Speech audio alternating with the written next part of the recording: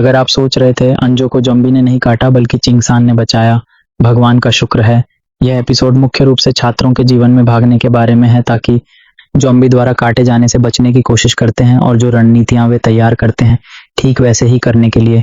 यह एपिसोड हमें छात्रों को पूरे स्कूल में वे सर्वश्रेष्ठ प्रयास करते जीवन बचाने और ज़ॉम्बी से भागने के लिए। हालांकि ज़ॉम्बी संक्रमण तेजी से फैल गया है, पूरे स्कूल में बाढ़ की तरह लहरें आ गई हैं। सुह्युक, आहसेओक, क्वांगसू और आहन जो फाइट में फंस गए हैं।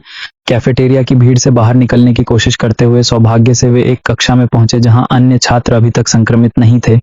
खुशी खुशी उन सभी का स्वागत करते हैं जो उनकी सुरक्षा के लिए खतरा नहीं है। इस बीच जासूस जैक ने श्रीली को पूछताछ हेतु हिरासत में लिया, जानने की कोशिश कर रहा है कि उन्होंने पेशेंट जीरो को क्यों बंद किया। वह जैक को अपने मकसद नहीं बताते, लेकिन ये हमारे दर्शकों के लिए स्पष्ट है। वह ज़ॉम्बी सबसेला को टालना चाहते थे, और सही मायने में। फिर हमें एक फ्लैशबैक मिलता है जिसमें श्रीली ने एक प्रयोग किया। कुछ चूहों पर उनके रासायनिक प्रतिक्रियाओं के अध्ययन में यह पाया गया कि डरावने परिदृश्य में वे डर के बजाय प्रतिकार करते हैं। उन्होंने इस हार्मोन को निकाला और अपने बेटे को दिया। उम्मीद थी कि वह भी लड़ पाएगा वापस।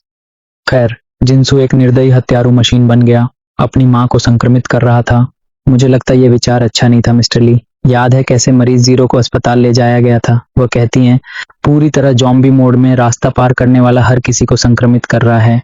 इस दौरान संक्रमित नहीं हुए छात्रों का समूह बेबस होकर कॉल कर रहा है। 911 पर डिस्पैचर्स ने स्थिति को मजाक समझकर कॉल्स नजरअंदाज की, जिससे एक स्वस्थ दिखने वाली शिक्षिका भी शामिल हो गई।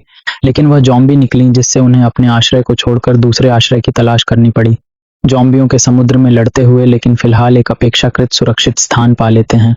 हालांकि सुह्युक कहीं नहीं मिला।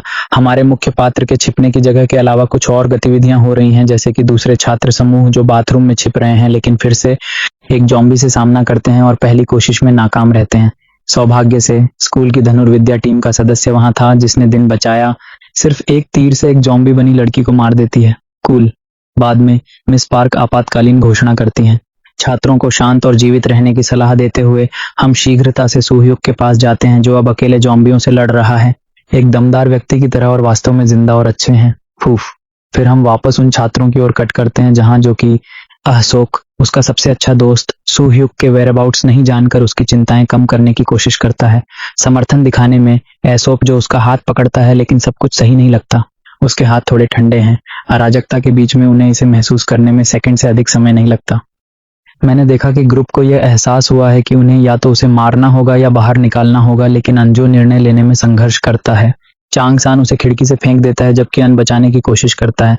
अंततः वह समझता है कि कोई फायदा नहीं और अपने दोस्त को मरते देखता है। फायर होज का उपयोग ध्यान में रखते हुए समूह ने लिटिल नॉट को बंधा ताकि वे खिड़की से रैपल करके सुरक्षित क्षेत्र में जा सकें, क्योंकि ज़ॉम्बी आ रहे थे। छात्र खिड़की से रैपल करना शुरू कर एक अन्य कक्षा में प्रवेश करता है, वहीं लैंड करता है जहां श्रीमती पार्क है। अनजोऊ के नीचे जाकर जबांगसान की रैपल बारी होती है, लेकिन जैसे ही वह शुरू करता है, ज़ॉम्बीज कक्षा में घुसपैठ कर खुद को खिड़की से फेंक देते हैं, जिससे हमें चांगसान की तकदीर के बारे में सोचने पर मजबूर किया जाता है। अगर आपको वीडियो पसंद आया हो तो लाइक, शेयर और सब्सक्राइब करना न भूलें। मूवी एक्सप्लिकेट पर एक नई कहानी के साथ अगले वीडियो में फिर मिलेंगे।